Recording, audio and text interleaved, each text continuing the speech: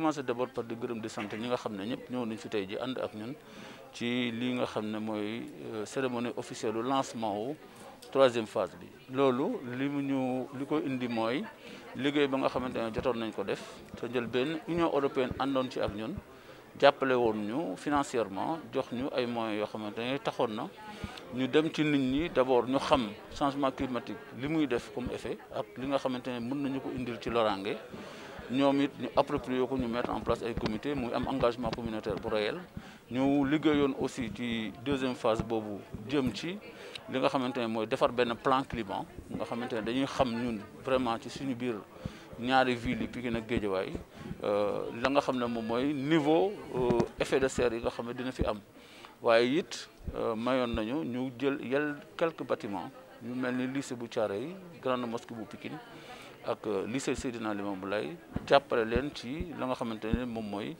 jëm ci énergie bi ñuy consommer ñu def ko énergie solaire donc loolu vraiment moo doon li ñu njëkkoon a def plan boobu nag ñu tëggoon te ànd ci ak ay spécialistes plan boobu fi mu toll fii ni si biir 3e phase bi moom la ñu bëgg a commencer exécuter donc dañoo yegg ci 3e phase bi ba di gërëmaat encore Union européenne ak coopération espagnole ñi nga xam ne ñoo nar a continuer diñ ci accompagner mais ñu am ci yaakaar bu bëree bëri ndaxte plan ba tëggoon nañ ko pour wax ay projets yoo xamante ne jàppoon nañ ne buñ ko exécuter dinañu dimbali lool ci li nga xamante ne moom mooy changement climatique yi ñuy dund te muy indil ay loraange ak ay coono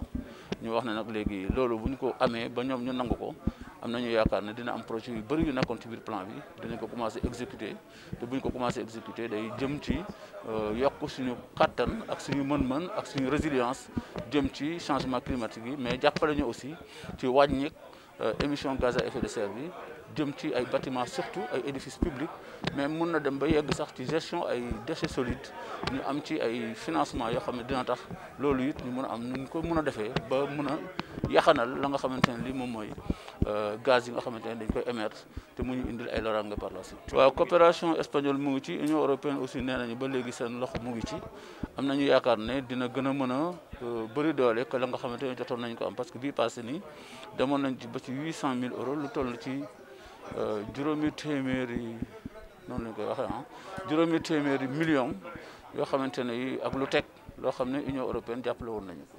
bii paa nag moom loolu daanaka genn wàllu milliard la bii paa jàpp nañ ne waxatuñu waxu ay genn wàllu milliard mais ci la ñu bëgg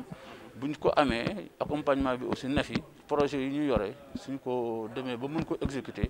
jàpp nañ ne du nekk ay genn wàllu ay milliards ak lu topp wala lu ëpp sax milliards war nañ ko mën a xaar ci accompagnement bi nga xamante ne Union européenne ak coopération espagnole mën nañu ko indil.